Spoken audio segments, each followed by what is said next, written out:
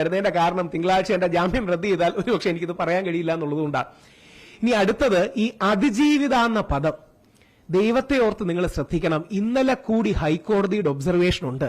രാഹുൽ മാങ്കൂട്ടം സംബന്ധമായിട്ടുള്ള കാര്യം സംസാരിക്കാനാണ് വന്നത്. നമ്മുടെ റിനി ചേച്ചിക്ക് നല്ല പണി കേട്ടോ ഫെനി കൊടുത്തുകൊണ്ടിരിക്കുന്നത്.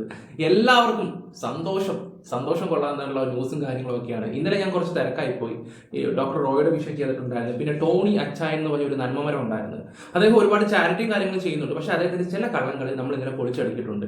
നമ്മൾ കഴിഞ്ഞ വീഡിയോയിൽ അത് വെച്ചിട്ടുണ്ട്. നിങ്ങൾ കാണാത്തവരൊക്കെ ഒന്ന് പോയി കാണുകയൊക്കെ ചെയ്യാം. പക്ഷെ ഇത് കണ്ടിട്ട് പോയി കണ്ടാൽ മതി കേട്ടോ. ഓക്കെ, കാരണം നമുക്കിനി പറയാനുള്ള കാരണങ്ങളൊക്കെ എന്താണെന്ന് വെച്ചാൽ റിനി ചേച്ചിയെ കുറിച്ചാണ്. എന്തായാലും എൻ്റെ റിനി ചേച്ചി, നിങ്ങൾ ഓരോ ദിവസം നിങ്ങളുടെ ഓരോ കള്ളങ്ങളാണ് ഈ പൊളിഞ്ഞ് വരുന്നതെന്ന് ഓർക്കുമ്പോഴാണ് സന്തോഷം. ഓർക്കുമ്പോൾ ഭയങ്കര സന്തോഷം കേട്ടോ. കാരണം വെച്ചാൽ ഇതുപോലെ വളച്ചൊടിക്കുന്ന ഒരു സ്ത്രീയെ എൻ്റെ ജീവിതത്തിൽ കണ്ടിട്ടില്ല. മൂന്നാമത്തെ പരാതിക്കാരി ഈ പറയുന്ന റിനി കോൺടാക്ട് ചെയ്യാൻ ശ്രമിച്ചിട്ടുണ്ടായിരുന്നു. അതിൻ്റെ തെളിവാണ് ഇപ്പോൾ ഫെനി പുറത്തു വിട്ടിരിക്കുന്നത്. ആ മൂന്നാമത്തെ പരാതിക്കാരി ഫെനി തമ്മിൽ കോൺടാക്ട് ഉള്ള കാര്യങ്ങൾ ജനങ്ങൾക്ക് മൊത്തം അറിയാവുന്ന ഒരു കാര്യമാണ്. സത്യം പറഞ്ഞുതരാം. അതേ ഈ റിനിയുടെ എന്തോ ഒരു സ്റ്റാറ്റസ് ഇട്ട സമയത്താണ് ഈ പെണ്ണും ഈ പറയുന്ന അതായത് മൂന്നാമത്തെ പരാതിക്കാരി റിനിയെ കോൺടാക്ട് ചെയ്യാൻ ശ്രമിച്ചു എന്ന് പറഞ്ഞാൽ ആ ചാറ്റ് ചെയ്ത് കാണിക്കുന്നുണ്ട്. അതിന് പോസ്റ്റ് ഇടുന്നു, അതിന് മറുപടി ചെയ്യിച്ചു കൊടുക്കുന്നു, അങ്ങനെ കുറച്ച് കാര്യങ്ങളൊക്കെ. എന്തായാലും നമുക്ക് അതിൻ്റെ പോസ്റ്റിലോട്ടൊക്കെ വായിക്കാം. അതുപോലെ തന്നെ രാഹുൽ മാങ്കൂട്ടത്തിന് സപ്പോർട്ട് ചെയ്യുന്ന ജനങ്ങളുണ്ടെങ്കിൽ തീർച്ചയായിട്ടും ലൈക്ക് ചെയ്യുക. രാഹുൽ ഇലക്ഷന് നിൽക്കണമെന്ന് ആഗ്രഹിക്കുന്നവരും അത് ലൈക്കായിട്ട് കൊടുത്താൽ മതി. എല്ലാം ആഗ്രഹിക്കുന്നവരും ലൈക്ക് കൊടുക്കുക. പിന്നെ ജസ്റ്റിസ് ഫോർ രാഹുൽ, അത് ഞാൻ കൊടുക്കാൻ പറഞ്ഞത് ഇപ്പോഴും കേസൊന്നും കഴിഞ്ഞിട്ടില്ല. 4ാമത്തെ കേസ് ഉടനെ വരാൻ പോവാണ്. 4ാമത്തെ കേസ് ഉടനെ വരും. ഇപ്പം ഏതെങ്കിലും ഒരു പെണ്ണ് കൊണ്ടുപോയി പരാതി കൊടുത്തിട്ടുണ്ട് കാണും. അത് ഒരു വലിയൊരു വിഷയം വരുമ്പോൾ, അതായത് ഇപ്പോഴത്തെ സർക്കാരിൻ്റെ ഒരു വലിയൊരു വിഷയം വരുമ്പോൾ വീണ്ടും ആ കേസ് വീണ്ടും കുത്തിപ്പോകും, ഉറപ്പാണ്. അപ്പോൾ നമുക്ക് കാര്യത്തിലോട്ടൊക്കെ കടക്കാം. ജസ്റ്റിസ് ഫോർ രാഹുൽ കൊടുക്കുക. ചാനൽ ആദ്യമായിട്ട് കാണുന്നവരെല്ലാവരും ഒന്ന് സബ് ചെയ്യുക. ഈ പൊളിറ്റിക്സ് വിഷയമായിട്ട് ആരും അങ്ങനെ സബ് ചെയ്യാറൊന്നുമില്ല. എന്തായാലും സബ് ചെയ്യാത്തവരെല്ലാവരും ഒന്ന് സബ് ചെയ്യുക. നമുക്ക് എന്തായാലും വീഡിയോയിലോട്ട് പോവാം.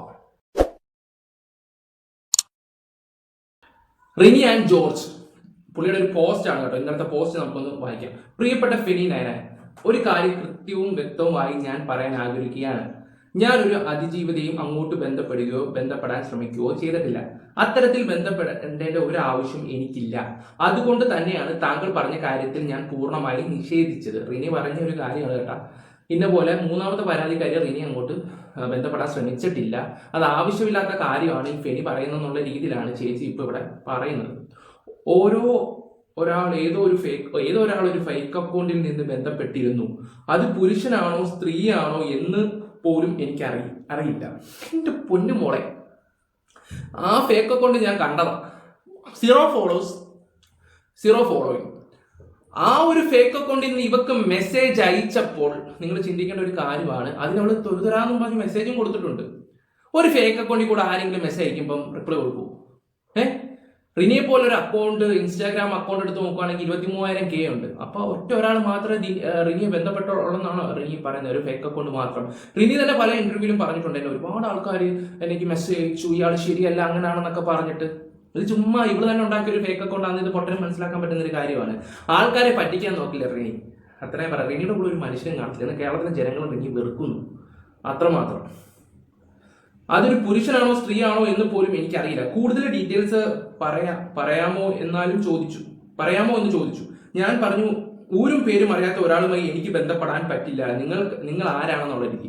ഒരു പ്രമുഖ നടിയാണ് പറഞ്ഞിട്ടുണ്ട്, ഞാനൊരു നടിയാണ്, അങ്ങനെയാണ്, ഞാൻ ഇതുപോലുള്ള മെസ്സേജോ കാര്യങ്ങളൊന്നും നോക്കാറില്ല. അപ്പോൾ ഒരു ഫേക്ക് അക്കൗണ്ടിൽ കൂടെ വന്നൊരു മെസ്സേജ് നോക്കിയെന്ന് തന്നെ പറയുമ്പോൾ തന്നെ നമുക്ക് മനസ്സിലാക്കാൻ പറ്റും ചേച്ചി തന്നെ ഉണ്ടാക്കിയ ഒരു അക്കൗണ്ടാണോ, ചേച്ചി തന്നെ മെസ്സേജ് അയച്ചതാണ്. അങ്ങോട്ടും ഇങ്ങോട്ടും ഒരു പരിപാടി നടത്തി മുൻകൂട്ടി ചില പ്ലാനിങ് ചെയ്യാന്ന് പറയത്തില്ലേ. എന്തായാലും ചേച്ചി, കേരളത്തിലെ പിള്ളേർ അത്ര മണ്ടന്മാരല്ല നമ്മളെപ്പോലുള്ളവർ.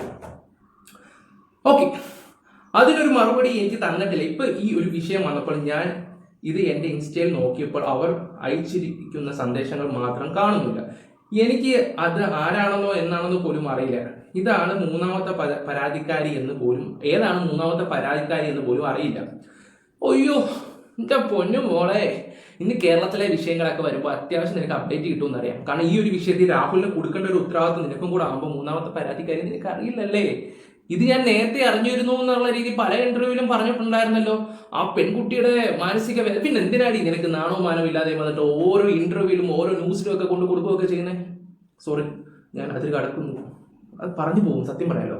നമ്മളാ ഒരു പരിചയമില്ല, എന്താ പറയാ, ആ ഒരു ഫ്ലോ അങ്ങ് വിട്ടുപോയി. സത്യം പറയാം, എല്ലാ ഇന്റർവ്യൂ വന്നിട്ട് പറയുന്നുണ്ട് ഈ യുവതികൾ വരുന്നുണ്ട്, ഇതൊക്കെ കേൾക്കുമ്പോൾ സഹിക്കാൻ വയ്യെന്ന് പറയുന്നു. എന്നിട്ട് ഈ പരാതിക്കാരുമായിട്ട് ഒരു കോൺടാക്ട് ഇല്ലെന്നും പറയുന്നു. പഠിച്ച കള്ളമാണ് ഈ സ്ത്രീ പറയുന്നത്. ഫെനി എടുത്ത മൂന്നാമത്തെ പരാതിക്കാരി പറഞ്ഞു കഴിഞ്ഞതാണ് ഇവള് കോൺടാക്ട് ചെയ്തെന്നുള്ള കാര്യം. ഓക്കെ, ഇപ്പോൾ ഈ വിഷയം വന്നപ്പോൾ ഞാൻ ഇത് എന്റെ ഇൻസ്റ്റയിൽ നോക്കി അത് വായിച്ചാൽ ഇത് മൂന്നാമത്തെ പരാതിക്കാരി എന്ന് പോലും അറിയില്ല. ഈ വിഷയത്തിൽ ഞാൻ അവരുമായി ബന്ധപ്പെട്ടിരുന്നു എന്ന് താങ്കളെ അവർ തെറ്റിദ്ധരിപ്പിക്കുകയാണ് ചെയ്തത്. തീർച്ചയായും ഞാൻ നിയമ നടപടികളുമായി മുന്നോട്ട് പോകും. അത് താങ്കൾക്കെതിരെയല്ല. എന്റെ പേര് അനാവശ്യമായി വലിച്ചിഴച്ചു തെറ്റിദ്ധാരണ ജനങ്ങളുമായി സന്ദേശം മറ്റൊരാൾക്ക് അയച്ചു എന്ന് അപമാനിച്ചതിനെയാണ്. നമ്മളൊക്കെ തംബ്ലൈൻ വെച്ചൊക്കെ ചേച്ചിക്കെതിരെ വീഡിയോ ഒന്നുണ്ട്. നമുക്കെതിരെ ഇനി എന്താണോ ദിവസമായിട്ട് പോകുന്നതെന്ന് ആർക്കറിയാം. എന്തെങ്കിലും ചെയ്യാം. മൂന്നാമത്തെ പരാതിക്കാര്യമായി ഒരു ബന്ധവും എനിക്കില്ല. ഞാൻ എല്ലാ കാര്യത്തിലും സത്യസന്ധത പുലർത്തുന്ന ആളാണ്. സത്യം ആണെങ്കിൽ സത്യമാണെന്ന് പറയാൻ ഒട്ടും ഭയമില്ല. ഒന്ന് പോടുന്നു നിന്റെ നമ്മുടെ ഭയമില്ല. നമ്മുടെ ചാറ്റ് എന്താണെന്ന് ഞാൻ കാണിച്ചു തരാം. തേണ്ടേ, ഇതാണ് ആ ചാനൽ. ഒരു ഫേക്ക് അക്കൗണ്ടിൽ കൂടെ ഒരാൾ ഒരു മെസ്സേജ് അയക്കുവാണെങ്കിൽ ഇതിന് റിപ്ലൈ കൊടുക്കുമോ? അപ്പൊ എത്ര ആൾക്കാർ നമ്മളൊക്കെ എൻ്റെ ഒരു ഫ്രണ്ട് അയച്ചിട്ടുണ്ടായിരുന്നു. അത് അത്യാവശ്യം പ്രൊഫൈലുള്ള ഒരു യൂട്യൂബറാണ്. എന്നിട്ട് ഒരു റിപ്ലൈ കൊടുക്കാത്ത ഒരാൾ ഈ ഒരു ഫേക്ക് അക്കൗണ്ടിന് കൊടുക്കുമെന്ന് പറയുമ്പോൾ തന്നെ എനിക്ക് ഒട്ടും ഇവരെ വിശ്വാസമില്ല. ഇവരൊട്ടും വിശ്വസിക്കാൻ പറ്റില്ല ഗൈസ്. പറ്റില്ല. ഇതിന്റെ തെളിവ് നമ്മുടെ ഫെനി അങ്ങ് പുറത്ത് വിട്ടിട്ടുണ്ട്. ഞാൻ അത് ഒന്ന് കാണിച്ചു തരാം. കഴിഞ്ഞ ദിവസം റിനി ആൻഡ് ജോർജ് ഫേസ്ബുക്കിലൂടെ വെല്ലുവിളിച്ചുകൊണ്ട് പറഞ്ഞിരുന്നു, രാഹുൽ മാങ്കൂട്ടത്തിൽ MLA-ക്കെതിരെ പരാതി കൊടുത്ത മൂന്നാമത്തെ ആളെ ഒരു രീതിയിലും ഫോണിലൂടെയോ സമൂഹത്തിലൂടെയോ അവരെ ബന്ധപ്പെട്ടില്ല എന്ന്. എന്നാൽ Rini and George 2025 August 21 call me tomorrow എന്ന് മൂന്നാമത്തെ പരാതിക്കാരിയോട് പറഞ്ഞതിന്റെ സ്ക്രീൻഷോട്ട് സഹിതം എന്നോട് മൂന്നാമത്തെ പരാതിക്കാരി പറഞ്ഞതിന്റെ തെളിവ് ഇതിനോടൊപ്പം ചേർക്കുന്നു. ഇനി അറിയേണ്ടത് റിനി എന്തിനാണ് അവരെ ബന്ധപ്പെട്ടില്ല എന്ന് കള്ളം പറയുന്നത്. ഇതിപ്പം രാഹുൽ മാങ്കൂട്ടത്തിന്റെ വിഷയത്തിൽ റിനിക്കാണ് ചോദിച്ചത്. ഈ രാഹുൽ കുറ്റക്കാരനാണെന്ന് വരുത്തി തീർക്കേണ്ട കൂടുതൽ ആവശ്യവും റിനിക്കാണ്. VD സതീശന് വേണ്ടി പണിയെടുക്കുവാണോ റിനി? ഞാൻ അറിയാൻ പറ്റുന്ന റിനിയോട് ഒന്ന് ചോദിക്കുക. ഇത് കാണുവാണെങ്കിൽ VD സതീശന് വേണ്ടി പണിയെടുക്കുവാണോ? ഞാൻ ഈ പറയുന്ന ഒരു കോൺഗ്രസിനെ ഇഷ്ടപ്പെടുന്ന ഒരു വ്യക്തിയാണ്, സ്ഥാനമുള്ള ഒരു വ്യക്തിയാണ്. ഞാൻ ചോദിക്കുന്ന ഒരു ചോദ്യം അങ്ങോട്ട് ചോദിച്ചോട്ടെ. ഇതിന്റെ പേര് ഈ ഒരു സ്ഥാനം പോയെന്നും പറഞ്ഞിട്ട് ഒരു ലുക്കുമില്ല. അതുകൊണ്ട് തന്നെ എടുത്ത് പറയുന്നത്, പോയാൽ പോട്ട് പുല്ലെന്ന് വെക്കും. പറഞ്ഞു മനസ്സിലായോ? പോയാൽ പോട്ട് പുല്ല്. ഇതുകൊണ്ടൊന്നും അല്ല കഞ്ഞി കുടിച്ചൊന്നും ജീവിക്കുകയൊന്നും ചെയ്യുന്നത്. രാഷ്ട്രീയം നടത്തിയിട്ടല്ല. നിന്നെ പോലുള്ളവന്മാരൊക്കെ വന്നിട്ട് ഇവിടെ നാട്ടുകാർക്കും വീട്ടുകാർക്കും ഒരു പുല്ലും ഉണ്ടാക്കാതിരിക്കുന്നത്. ഞാൻ പറഞ്ഞ ചിലപ്പോൾ കൂട്ടിപ്പോകും. പേഴ്സണൽ വിഷയങ്ങളായിട്ടൊന്നും എടുക്കരുത്. വീഡിയോകളൊക്കെ പല ആൾക്കാരും പറയും. പക്ഷെ എന്ത് ചെയ്യാനാ, ഈ ഒരു കാര്യം എനിക്കങ്ങ് സംസാരിച്ച് ഈ ഒരു വ്യക്തിനോടൊന്ന് ശരിക്കും വെറുപ്പ് തോന്നുകയാണ്. ഇതിപ്പോ വന്ന് VD സതീശന് വേണ്ടി പണിയെടുക്കുന്നതായിട്ടാണ് എനിക്ക് ഫീൽ ചെയ്യുന്നത്. സത്യം. മൂന്നാമത്തെ പരാതിക്കാരി കോണ്ടാക്ട് ചെയ്യാൻ ശ്രമിച്ച വ്യക്തിക്ക് ഒന്നും അറിയത്തില്ലെന്ന് പോലും. നാണം കെട്ട വർഗം. അല്ലാതെ എന്ത് പറയാനാ? ഇതിപ്പം രാഹുൽ മാങ്കൂട്ടത്തിന്റെ പേര് പറഞ്ഞിട്ടില്ല, ഒന്നും ഇവിടെ എവിടെയും പറഞ്ഞിട്ടില്ല. പക്ഷെ എല്ലാ ന്യൂസിലും ഒരു നാണവും മാനവും ഇല്ലാതെ വന്നിട്ടിരുന്ന് സംസാരിക്കും. പിന്നെ അത് മാത്രമല്ല, ഈ പറഞ്ഞ രാഹുലുമായിട്ട് പരിചയപ്പെട്ട് 24 മണിക്കൂറായപ്പോൾ മോശമായിട്ടുള്ള അനുഭവമാണ് ഈ പറഞ്ഞ റിനിക്ക് ഉണ്ടായെന്ന് പറയുന്നുണ്ട്. ഞാനൊരു കാര്യം ചോദിച്ചോട്ടെ, അങ്ങനെ ഒരു വ്യക്തി പിന്നെ ഈ പറഞ്ഞ രാഹുലിനോട് കോൺടാക്ട് ചെയ്യാൻ ശ്രമിക്കുമോ? ഇതേ റിനി തന്നെ പാതിരാത്രിക്ക് രാഹുലിന് പേഴ്സണലി മെസ്സേജ് ഇട്ട് പറഞ്ഞ ടെലിഗ്രാമിൽ സീക്രട്ട് ചാറ്റിൽ വരാനാണ്. അവിടെ ആരും ഇരിക്കുന്നത് സീക്രട്ട് ചാറ്റില്ല. സീക്രട്ട് ചാറ്റിൽ വന്നിട്ട് അപ്പൊ നിങ്ങളൊന്ന് ആലോചിച്ച് നോക്ക്. എനിക്ക് തോന്നുന്നു രാഹുൽ റിജക്ട് ചെയ്ത കൂട്ടത്തില ഇവളായിരിക്കും. കാരണം ഇതിപ്പോ രാഹുലിനൊന്ന് പറയാൻ പറ്റൂല്ല, ഇവക്ക് പറയാൻ ഇല്ല. എല്ലാരെയും മുൻനിർത്തി കളിച്ച് ഇവിടെ വാശി ഇവിടെ തീർത്തോണ്ടിരിക്കുക. അല്ലാതെ എന്താ പറയാ. എനിക്കെതിരെ നിയമ നടപടി സ്വീകരിക്കുമെന്ന് റിനി വെല്ലുവിളിച്ചതിനെ ഞാൻ സ്വാഗതം ചെയ്യുന്നു. മാന്യമായിട്ടുള്ള ഒരു മറുപടി. രാജ്യത്തെ കോടതികളിൽ വിശ്വാസമുള്ള ഞാൻ അവിടെ എല്ലാ തെളിവുകളും ഹാജരാക്കിക്കൊള്ളാം. അങ്ങനെ ആയ റിനി പെടും. ഓക്കെ, അപ്പൊ ആ ചാറ്റാണ് ഈ ചാറ്റ്. ഇതിനകത്തെല്ലാം കുഴപ്പമുണ്ട്. കോൾ മീ ടുമാറോ എന്ന് റിനി പറയുന്നതും ഇനി ഞാനും കൂടെ ഉള്ളോ. അതായത് മൂന്നാമത്തെ പരാതിക്കാരി ഈ പറയുന്ന എനിക്ക് മെസ്സേജ് ആണ് കേട്ടോ. ഈ പെണ്ണും ടെക്സ്റ്റ് ചെയ്തിട്ടുണ്ടായിരുന്നു, എന്നോട് വിളിക്കാൻ പറഞ്ഞു. കഷ്ടം. ഓക്കെ, എന്തായാലും നമുക്ക് രാഹുൽ ഈശ്വർ സംസാരിക്കുന്ന ഒരു വീഡിയോ ഞാൻ വെച്ചുതരാം. രാഹുൽ ഈശ്വർ സംസാരിക്കുന്ന ഒരു കുറച്ച് കാര്യങ്ങളുണ്ട്, അതും കൂടെ ഞാൻ നിങ്ങൾക്കൊന്ന് വെച്ചുതരാം. ജനങ്ങളെ മണ്ടരാവല്ലേ, ദയവ് ചെയ്ത് നിങ്ങൾ ആരും മണ്ടരാവരുത്. എനിക്ക് അത്രേ ജനങ്ങളോട് പറയാനുള്ളൂ. നമുക്ക് എന്തായാലും രാഹുൽ ഈശ്വർ സംസാരിക്കുന്ന വീഡിയോ ഒക്കെ. ഒരു വിഷയം എന്റെയും കൂടെ വിഷയം ഉള്ളതുകൊണ്ടാണ്.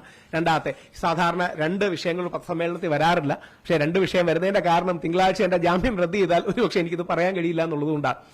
ഇനി അടുത്തത് ഈ അതിജീവിത എന്ന പദം. ദൈവത്തെ ഓർത്ത് നിങ്ങൾ ശ്രദ്ധിക്കണം. ഇന്നലെ കൂടി ഹൈക്കോടതിയുടെ ഒബ്സർവേഷൻ ഉണ്ട്.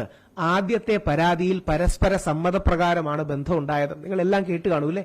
ഇത് സെഷൻസ് കോടതിയുടെ വിധിന്യായത്തിന്റെ, നസീറ മാഡത്തിന്റെ വിധിന്യായത്തിന്റെ ഭാഗമായിട്ട് എഴുതി വെച്ചിട്ടുണ്ട്. പരസ്പര സമ്മതത്തോടു കൂടിയാണ് ഇതുണ്ടായത്. ഇപ്പോൾ ഇതിനെ റേപ്പ് എന്ന് വിളിക്കാൻ അല്ലെങ്കിൽ പീഡനം എന്ന് വിളിക്കാൻ കഴിയുന്ന ഒരു മെറ്റീരിയലും ഇല്ല എന്ന് ബഹുമാനപ്പെട്ട കോടതിയുടെ വിധിന്യായത്തിലും ഇന്നലെ ഹൈക്കോടതിയുടെ ഒബ്സർവേഷനിലും വന്നിട്ടുണ്ട്. പിന്നെ എങ്ങനെയാണ് ആദ്യ പരാതിയോ രണ്ടാമത്തെ പരാതിയോ ഒക്കെ അതിജീവിതയാകുക? എന്ത് അതിജീവിച്ചു എന്നാ പറയണേ? അത് നോട്ട് ചെയ്യേണ്ട ഒരു പോയിന്റാണ്. ബലമായിട്ട് എന്തെങ്കിലും ചെയ്തു കൂട്ടുന്നതിനാണ് ഈ പറഞ്ഞ എന്ന് പറയുന്നത്. ബലമായിട്ട് എന്തെങ്കിലും ചെയ്തു കൂട്ടുന്നതിന്, ഒരാളെ കെട്ടിയിട്ടെടുക്കുകയോ ഒരാളെ സമ്മതത്തോടെ പിടിച്ചലിച്ച് ചീന്തുന്നതിനോ ഒക്കെയാണ് അങ്ങനെ സംസാരിക്കുന്നത്. ഇത് പരസ്പര സമ്മതത്തോടെ ചെയ്തിട്ട് കുറെ നാള് കഴിയുമ്പോൾ എന്തെങ്കിലും അങ്ങോട്ടും ഇങ്ങോട്ടും വിഷയങ്ങളോ കാര്യങ്ങളോ ഉണ്ടാകുമ്പോൾ പീഡിപ്പിച്ചെന്നും പറഞ്ഞിട്ടുള്ള കംപ്ലൈന്റ് കൊടുക്കുമ്പോൾ എന്ത് ചെയ്യും? ഇതുപോലെ നമുക്ക് ആണുങ്ങൾക്ക് ഉണ്ടായെങ്കിലും ഒന്ന് ആലോചിച്ച് നോക്കുക. ആണുങ്ങൾ കൊണ്ട് കൊടുക്കുക, സാറേ എന്നെ വിളിച്ചു വരുത്തി ഇന്ന പോലെ ആണ്, എന്നെ കെട്ടാം അല്ലെങ്കിൽ കല്യാണം കഴിക്കാം എന്ന് പ്ലാൻ ചെയ്തിട്ട് സാറേ എന്നെ പീഡിപ്പിച്ചു എന്ന് പറഞ്ഞിട്ട് ഒരു ആണ് കൊണ്ട് കംപ്ലൈന്റ് കൊടുക്കുകയാണെങ്കിൽ ഇന്നത്തെ സമൂഹത്തിൽ ആൾക്കാർ ചിരിക്കും. ഒരാണാ കൊണ്ട് കൊടുത്തെങ്കിൽ എല്ലാവരും ഇരുന്ന് ചിരിക്കും, പൊട്ടിച്ചിരിക്കും. അയ്യേ നാണം കെട്ടവൻ, അവിടെ എന്താ അയ്യോ ഒരാണ്, ആണുങ്ങളെ വില കളഞ്ഞു. നമ്മുടെ കൂട്ടത്തിലുള്ളവർ പറയും ആണുങ്ങളെ വില കളഞ്ഞു, ആണും പെണ്ണും കെട്ടവനൊക്കെ ഇവര് നാണമില്ലേ കൊണ്ട് കേസ് കൊടുക്കാൻ. അങ്ങനെ പറയത്തുള്ളൂ. ആണോ അല്ലയോ അങ്ങനെ പറയത്തുള്ളൂ. ഈ ഇല വന്ന് മുള്ളി വീണാലും മുള്ളുവന്ന് ഇല വീണാലും ആൾക്കാർക്ക് ഇലക്കാന്ന് പറയുന്ന പോലെ നമ്മൾ ആണുങ്ങൾക്ക് ഓക്കേടാ ആണുങ്ങൾക്ക് ഒരു അനുഭവം ഉണ്ടെങ്കിൽ അത് ചെന്ന് പറയുവാണെങ്കിൽ എല്ലാവരും ചിരിക്കും. ഈ കംപ്ലൈന്റ് കൊടുക്കാൻ പോകുന്നിടത്ത് പോലീസുകാർ ചിരിക്കും. കോടതി ഇതിനെ കുറിച്ച് സംസാരിക്കുകയാണെങ്കിൽ അവിടെ ഇരുന്ന് അവർ ചിരിക്കും. ന്യൂസിലൊക്കെ വരുന്ന കാര്യം എന്ന് വെച്ചാൽ ക്രൂരമായി അത് ചെയ്തു ഇത് ചെയ്തു, അതിജീവിതയ്ക്കൊപ്പം ഈ ന്യൂസ് ഈ മൈക്ക് പിടിച്ചുകൊണ്ട് നടക്കുന്ന അവന്മാർ വരെ പറയും. അവന്മാരാണ് കൂടുതലും പറയുന്നത്. ഈ രാഹുൽ മാങ്കൂട്ടത്തിന്റെ വിഷയം വന്ന സമയത്ത് പോലീസ് സ്റ്റേഷനിൽ ഇറക്കി രാഹുലിനെ പെടുത്തിയതാണോ? അതേ അവന്മാർ തന്നെയാണ് ഈ അതിജീവിതയ്ക്കൊപ്പം എന്നും പറഞ്ഞ് നടന്നത്. ഇവരൊക്കെ എങ്ങനെ അതിജീവിതമാരാവും?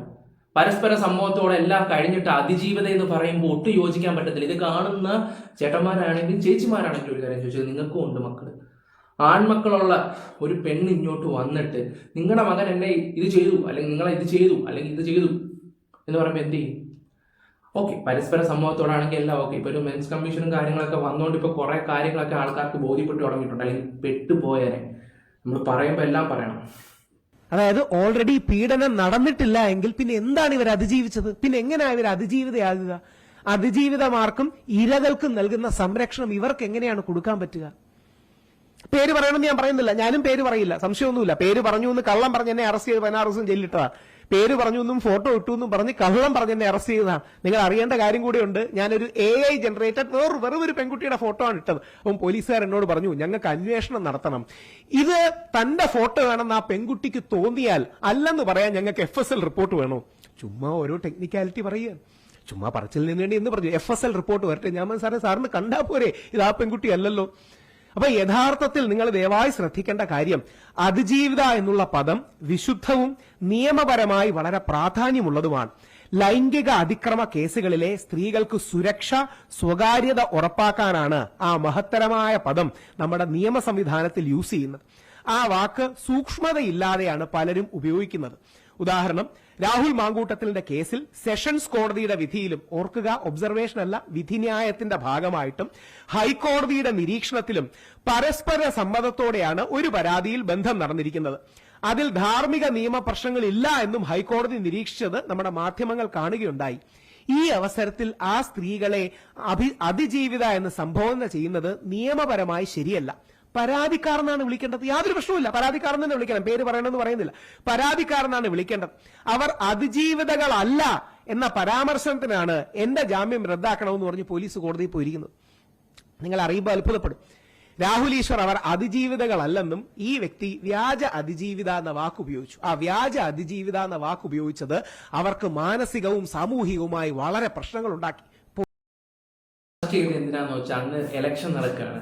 ഇലക്ഷൻ നടക്കുന്ന സമയത്താണെങ്കിൽ പോലും രാഹുൽ മാങ്കൂട്ടത്തിന്റെ പേര് വെച്ചിട്ടാണ് ഇവന്മാര് നല്ല രീതിയിൽ കോൺഗ്രസിനെ മോശക്കാരാക്കാൻ ശ്രമിച്ചത്. കോൺഗ്രസ് പാർട്ടിയിൽ നിന്ന് പുറത്താക്കിയ ആ സമയത്ത് ഇത് ഇവിടുത്തെ പാർട്ടിക്കാർ നടക്കുന്ന തോന്നിവാസം, ശബരിമല വിഷയങ്ങൾ ഒതുക്കാൻ വേണ്ടി അങ്ങനെയുള്ള കുറെ കാര്യങ്ങൾ. രാഹുൽ ഈശ്വറിനെ പോലുള്ള ഒരു വ്യക്തി പുറത്തുണ്ടെങ്കിൽ ഈ പാർട്ടിയെ കുറിച്ചാണെങ്കിൽ, ഈ പാർട്ടിയുടെ കള്ളങ്ങളെ കുറിച്ചാണെങ്കിൽ A to Z കാര്യങ്ങൾ പുറത്തു കൊണ്ടുവരും.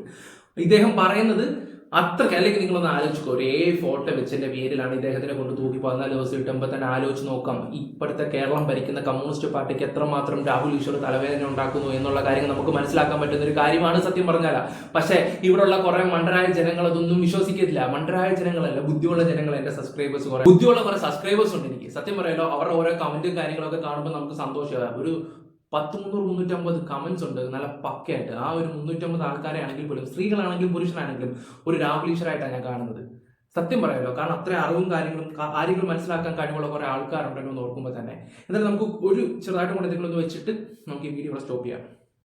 പോലീസ് കോടതിയിൽ കൊടുത്തിരിക്കുന്ന റിപ്പോർട്ടില് ഞാൻ വെർബാറ്റിം കോട്ട് ചെയ്യുകയാണ്.